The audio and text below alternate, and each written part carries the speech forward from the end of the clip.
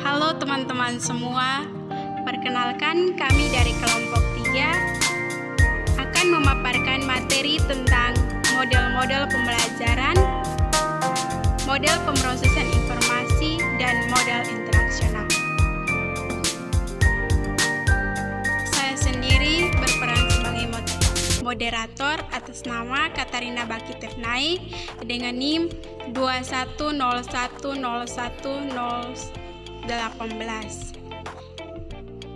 Dan pemateri pertama Yasmi Riantini Nometa dengan NIM 210101121. Dan pemateri kedua Siska Yelmina Koenbaok dengan NIM 2101012.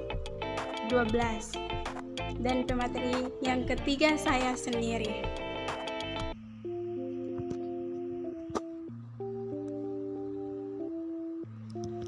Yang pertama, model pembelajaran. Model pembelajaran adalah seluruh rangkaian penyajian materi ajar yang meliputi segala aspek sebelum, sedangkan, dan sesudah pembelajaran yang dilakukan guru serta segala fasilitas yang terkait yang digunakan secara langsung atau tidak langsung dalam proses belajar mengajar. Model pembelajaran menurut para ahli. Yang pertama, Trianto. Menurut Trianto, pembelajaran adalah suatu perencanaan atau suatu pola yang digunakan bagi pedoman dalam melaksanakan pembelajaran di kelas atau pembelajaran dalam tutorial. Yang kedua, Saifuddin dan Berdiati. Model pembelajaran adalah kerangka konseptual yang melukiskan prosedur sistematis adalah mengorganisasikan sistem belajar untuk mencapai tujuan belajar dan fungsi sebagai pedoman bagi perancang pembelajaran dan pengajar dalam merencanakan dan melaksanakan aktivitas pembelajaran. Yang ketiga, Sukmandinata dan Xiaodin. Model pembelajaran merupakan suatu rancangan atau desain yang menggambarkan proses rinci penciptaan situasi lingkungan yang memungkinkan terjadinya interaksi pembelajaran agar terjadi perubahan atau pengembangan diri peserta didik.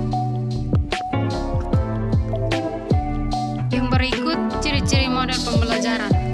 Menurut Kardi dan Nur dalam Ngalumun 2016 halaman 7 dan 8, model pembelajaran mempunyai 4 ciri khusus yang membedakan dengan strategi, metode, atau prosedur. Ciri-ciri tersebut antara lain yang pertama, model pembelajaran merupakan rasional teoritik logis yang disusun oleh para pencipta atau pengembangnya. Yang kedua, berupa landasan pemikiran mengenai apa dan bagaimana peserta didik akan belajar, memiliki tujuan belajar dan pembelajaran yang ingin dicapai. Yang ketiga, tingkah laku pembelajaran yang diperlukan agar model tersebut dapat dilaksanakan dengan berhasil dan lingkungan belajar yang diperlukan agar tujuan pembelajaran itu dapat tercapai. Sedangkan menurut Himaya dan Jauhar 2014 halaman 58, ciri-ciri model pembelajaran adalah sebagai berikut. Yang pertama, berdasarkan pendidikan dan teori belajar tertentu. Yang kedua, mempunyai misi atau tujuan pendidikan tertentu. Yang ketiga, dapat dijadikan pedoman untuk perbaikan kegiatan pembelajaran di kelas.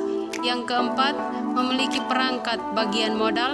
Dan yang kelima, memiliki dampak sebagai akibat penerapan model pembelajaran baik langsung maupun tidak langsung. Fungsi model pembelajaran. Fungsi model pembelajaran adalah sebagai pedoman perancang pengajaran dan para guru melaksanakan pembelajaran. Oleh karena itu, pemilihan model sangat dipengaruhi sifat dan materi yang akan dibelajarkan, tujuan kompetensi yang akan dicapai dalam pembelajaran tersebut, serta tingkat kemampuan peserta didik. Macam-macam model pembelajaran. Yang pertama, model pemrosesan informasi. Model pemrosesan informasi merupakan suatu proses untuk mengolah informasi, memonitornya, dan menyusun strategi berkenaan dengan informasi. Pendekatannya lebih proses memori secara berpikir. Macam-macam pemrosesan informasi. Yang pertama, inductive thinking atau berpikir induktif. Yang kedua, konsep attainment atau pencarian konsep. Yang ketiga, memorization atau memorisasi. Dan yang keempat, advanced organism. Yang kedua, model interaksional. Model interaksional atau konvergen adalah model yang memiliki kesamaan karena keduanya merupakan model komunikasi dua arah atau digunakan untuk media baru atau new media seperti internet.